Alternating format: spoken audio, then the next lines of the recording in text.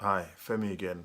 And today I'm going to get into a case study and what not to do when advertising on Facebook to have a successful campaign in real estate. Going to go over a few topics and some of the most widely used things that people think work that actually don't work and turn out to be a waste of absolute money.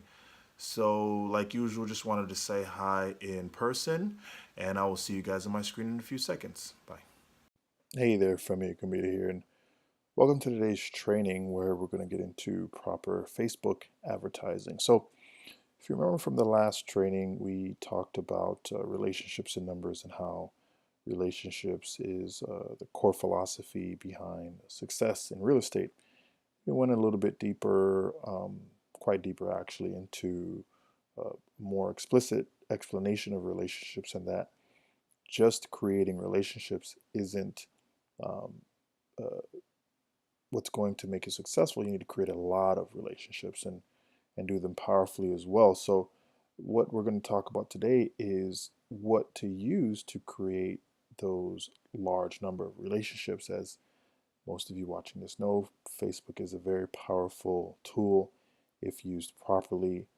Billions of people are on it a day, and hundreds of millions of people in the country. And when we break it down to our cities and our areas, we have tens of thousands and hundreds of thousands of potential clients in the real estate industry. So it's a very powerful platform, and if used properly, can be that thing that we use to create relationships at a high rate. So we're going to get into that today. We're going to cover some ads and some specific things to do.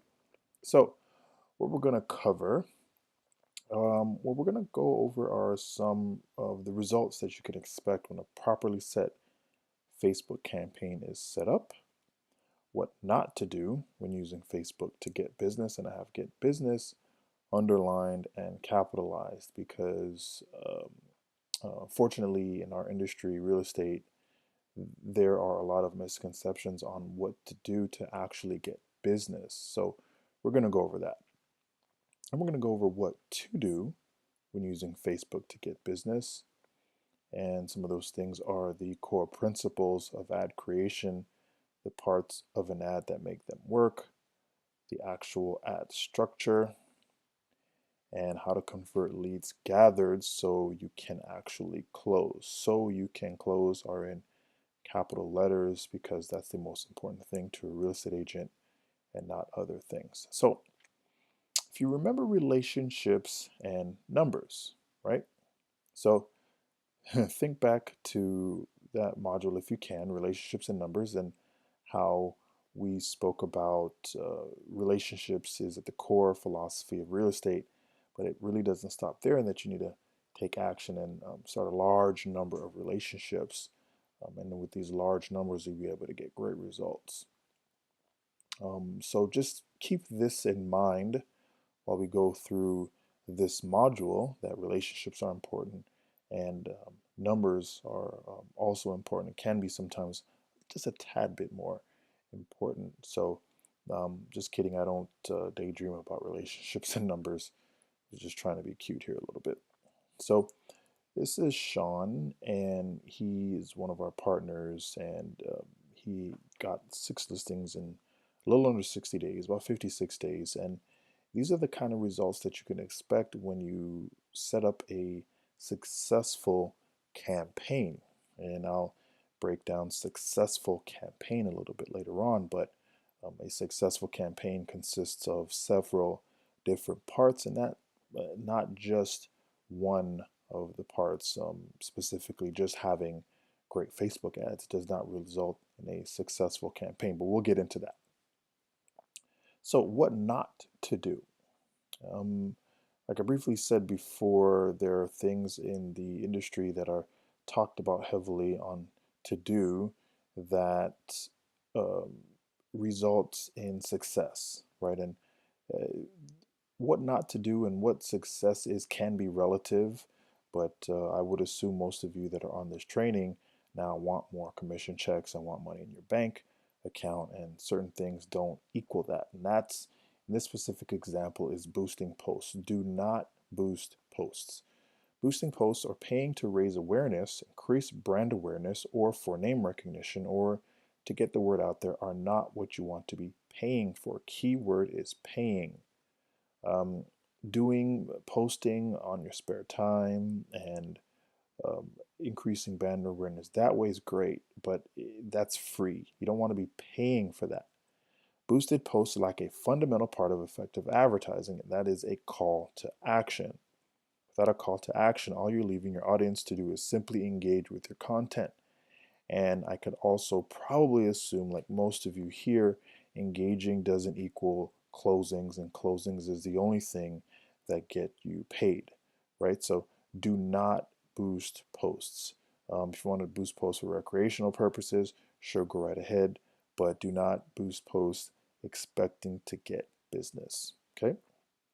So what not to do is you do not want to run ads for anything else except for lead generation. So if you're going to want to create ads, you go to business.facebook.com. I have a blog. I wrote an article about that. You just uh, you just exit out of this video and stay on my website and go to my blog page. And I think it's the last article there about Facebook ads. It's a really good article on how to create ads. You can use that article in conjunction with this training to really create some killer ads, because we go deep in this training and we also go deep in that article, and you can use both of these resources to really get yourself some great results. But you do not want to run anything else except lead generation. So if you go to business.facebook.com, you create a business manager account, you click on create, this little screen will pop up and it'll ask you which one do you want? Which one do you want to choose? And you have all these options: brand awareness, reach, traffic, engagement, etc., etc., etc. You only want to use lead generation. So you want to do this. You don't want to do anything else.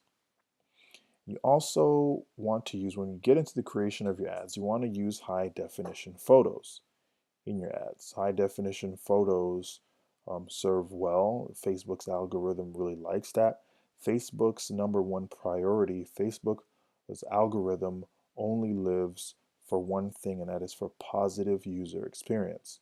And if we as users are on a platform like Facebook or any other platform and the photos are ugly and they're low definition, we probably won't revisit that platform, right? So while Facebook wants to earn money from the ads, while they want to earn money from the advertisers, what's more important to them is user experience, because with no users, there will be no advertisers that would like to pay to serve to these users. So you want to use high definition photos so your ads can be served more than people who don't use high definition photos.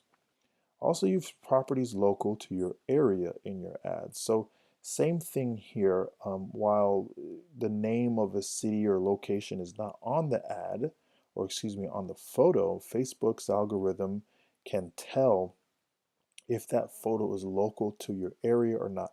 I don't know how, but I just know it does. People in Facebook have told me. And again, you want to please the algorithm, because the algorithm only cares for positive user experience. And if you and 4 or 5 other realtors are using stock photos in your ads, and a client or a prospect sees those ads from different realtors, that client can be turned off a little bit and say, wow, these are all stock photos. Like these advertisers kind of sorry, right? They're a little lazy. They're all using the same photos, and it will turn off that user a little bit. And history shows once users start to get turned off, they'll go to another platform. So use properties local to your area. Do not use stock photos. Use a strong call to action in your ads, like learn more, sign up now, get your list of blank now. Use strong call to actions, clear, like learn more, sign up now, or get your list of blank now.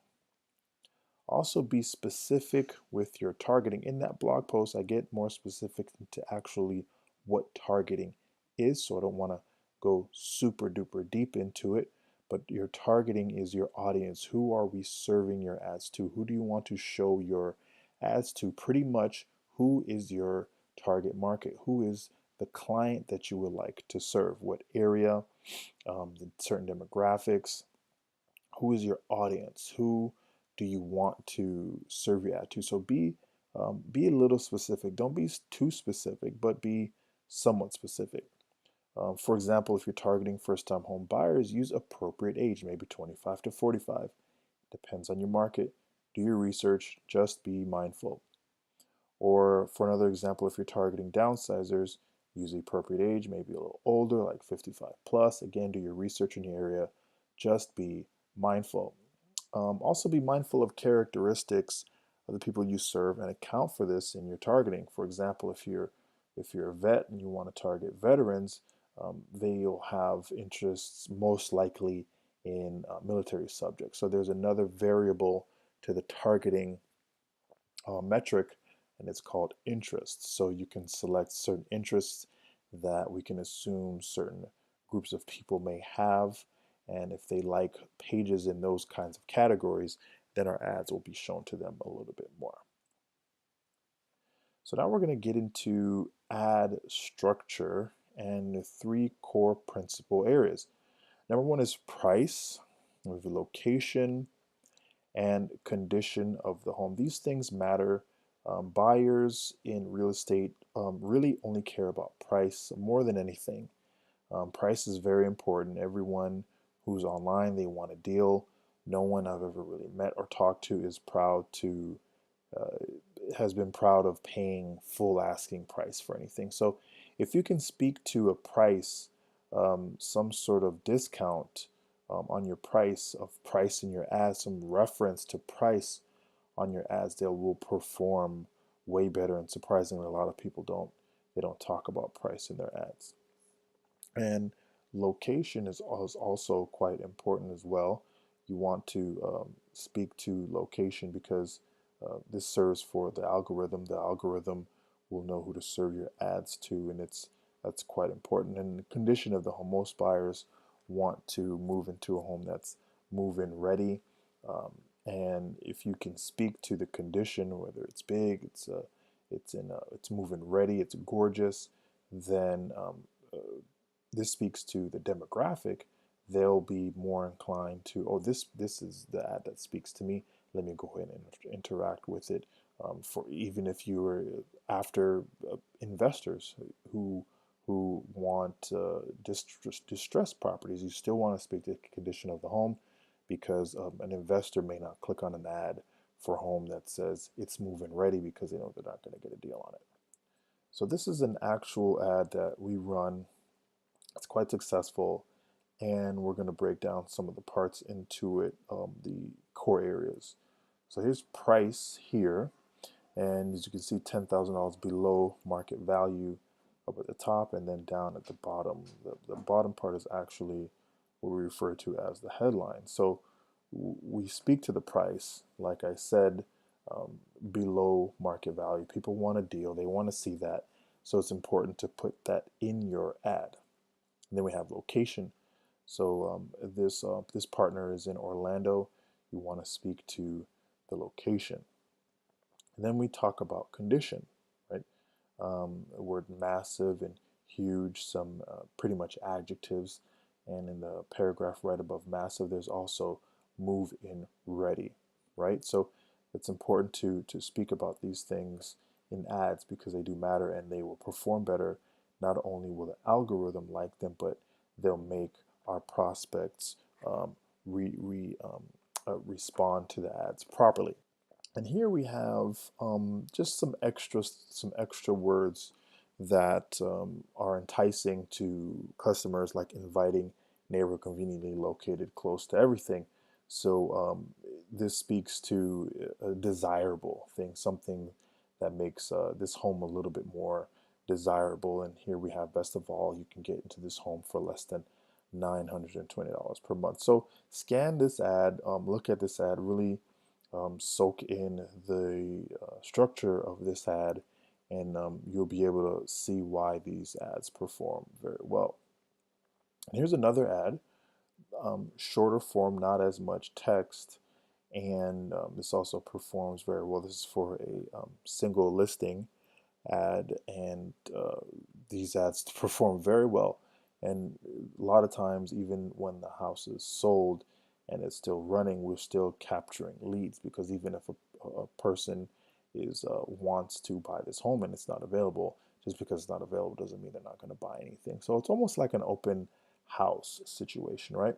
So here we speak to price. There's no actual physical number, but we reference it, affordable, right? And you always want to reference price some way, um, somehow in these ads. Then we have location again. City, it's very important that that's in there. And then we have condition. So we have move-in ready twice, and then huge.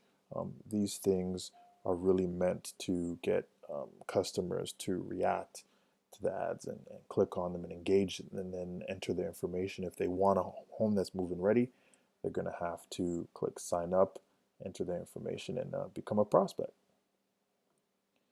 And then we have again some more phrases that are a little make that a little bit more enticing. Most desirable location here.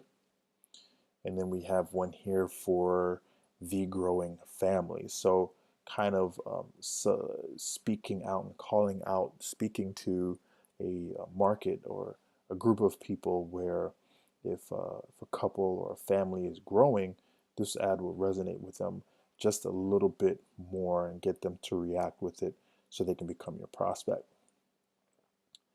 But wait, so we created the ads. Those are actual ads that perform very well. Literally pulled them out of some of our campaigns that are running right now. But there is also more. So we have phase two is conversions, right? So here's Sean again, and what he also says is not only does he create the system that brings more business, but also helps to put me in position to close them. And while getting the large numbers are proper and we need them, right? Like in the relationships and numbers module, we want to be able to convert them as well. So in real estate, it's not all about just getting clients, just like it's not all about relationships. It's also about nurturing them to an appointment and eventually a closing. Remember relationships and numbers? We use Facebook to get the numbers, the clients, but now we need a system to lead and nurture the clients to the next steps in your sales process.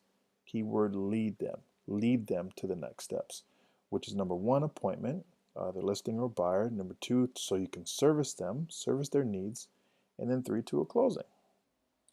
So the first thing you're going to want to do is you're going to want to call / text your clients. Success rates increase massively when you can call prospects sooner than later. This is obviously important to get a hold of the clients that enter your pipeline as quickly as possible. I'm sure we've all heard this before.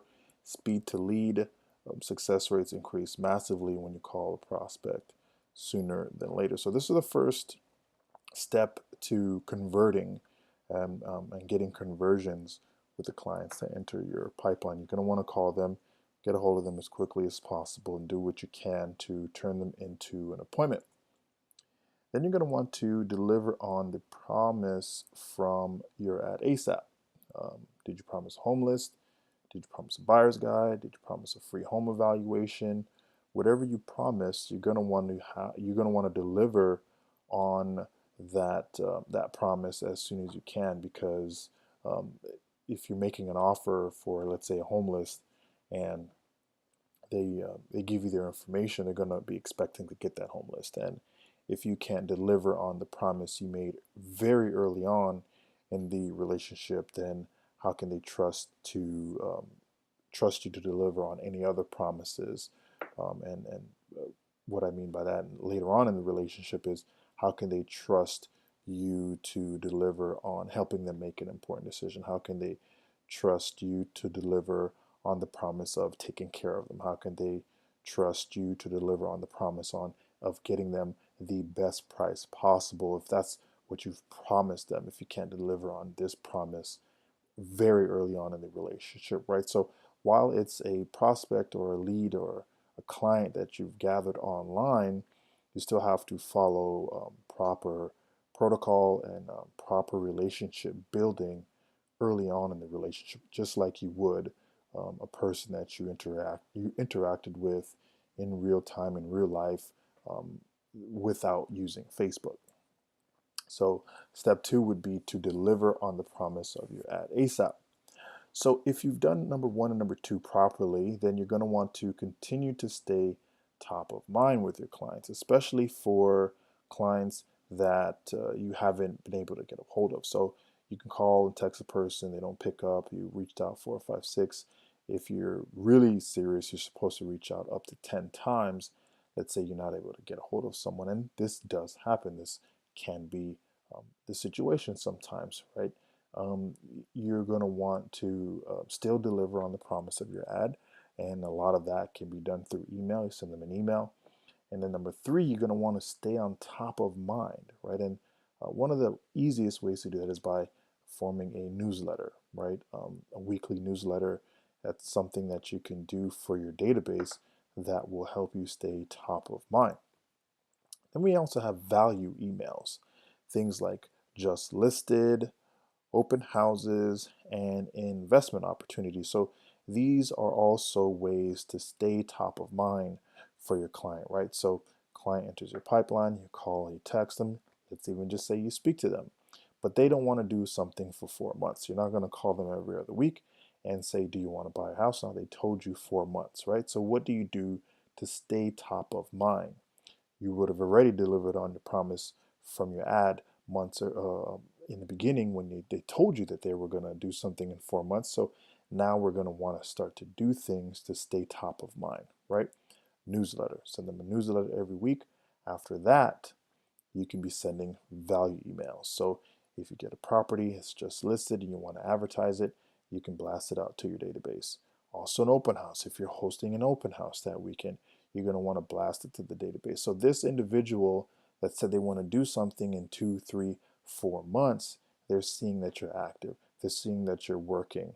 They're seeing that you're out there and that you're actually an active realtor, and it's like an excuse to kind of be in contact with them, right? Because if you're just calling them or randomly emailing them every other week to quote unquote see how they're doing, it's going to seem kind of awkward. But if you're putting these other emails out, it's a good reason because you're just letting people in your network know, hey, this property is just listed. If you would like to buy it, hey, go ahead.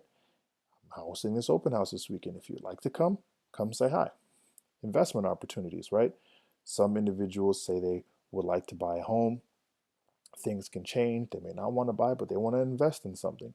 A distressed property can come up. So if you have these opportunities, even if they're not yours, you can ask that realtor to advertise it on their behalf and then send it out to your database. This is another way to stay top of mind. Birthdays. Input the data into your CRM, set a reminder, and forget it. This is quite important. It is something that slips everyone's mind. No one would expect you to remember dozens of people's birthdays. It's impossible. And it's funny because interesting enough, if you sit down and you write down the birthdays of probably all of your clients or everyone in your database, you will see that you probably have a birthday once a week. And you're going to forget who's who, where's where, what day of the month, et cetera, et cetera. So the best thing to do here is to input that data into your CRM. Set a reminder so you wake up in the morning, your CRM is already telling you today's Jennifer's birthday. Send her a thank you, excuse me, send her a birthday wish. You do it. You don't have to argue with the CRM because you know it's right. You do it, and then you go on about your day. Trying to remember all these dates and these tasks and trying to pretend that you're Superman or Wonder Woman will not get you anywhere. Do what you can to just input the data into your CRM, set a reminder, and forget about it. Then major holidays, same thing. Input the data into your CRM, set a reminder, and then forget about it. If you see now if you look at number 3, between newsletters, the value emails, birthdays, and major holidays, that's a lot of contact, right? You have a weekly newsletter. This person that's in your database, or dozens of individuals that maybe you don't get a hold of, that you don't book appointments with, they're getting all of these touches with you. It's virtually impossible for you to not be top of mind, right? And then we have general check-ins. These general check-ins are actually very powerful and very, very important to your database. This is what will set you apart and kind of put the icing on the cake to number three of staying top of your mind. All those other um, um, tabs, all those other bullet points in number three are going to seem a little very transactional and very business and somewhat robotic, even though you're not the just listed open houses and investment opportunities are created by you, just like the newsletter, but they're more systematic. And a general check-in, like the birthdays and major holidays, wishing someone happy birthday or wishing someone a happy St. Patty's Day or Merry Christmas or happy Thanksgiving, along with those two other ways to stay on top of mind, general check-ins are very personal, and no one really outside of a person's family really calls someone to see how they're doing, check in with them. So if you do this, will be the icing on the cake of your number three part of the conversion cycle. It'll really set you apart from all the other agents that just seem to be checking up on people to just see if they want to buy something, just see if they want to do if they want to do something, right? And this is where being genuine, and I talked about this in my last training, being genuine, it matters a lot because in this business, while numbers are important, and like I expanded in the previous module, numbers are important. It's really centered around relationships, and people want to work with someone in this situation in terms of one of the biggest investing decisions of their lifetime with someone that they can trust.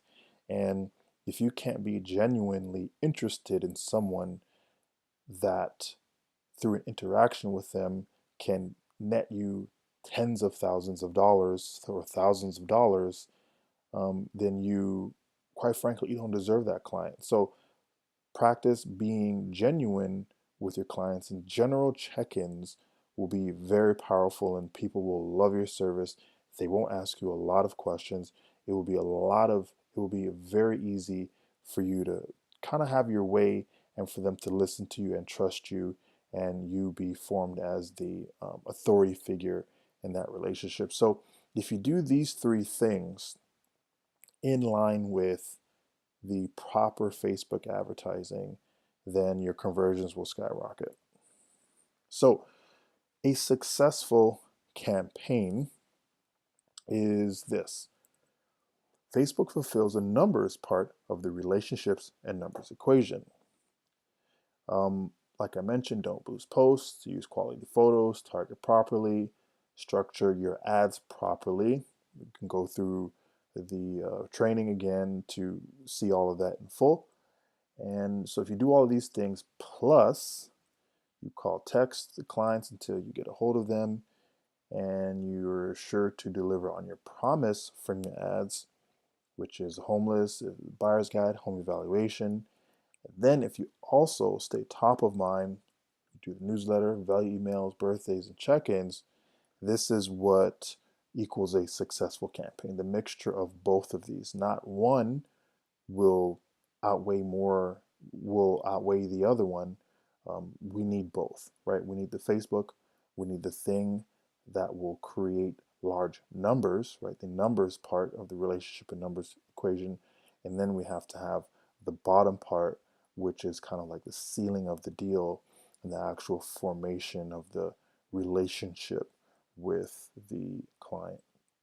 So proper Facebook advertising plus proper conversions, what we've been covering in this module, will equal results, right? And these are results that we only care about.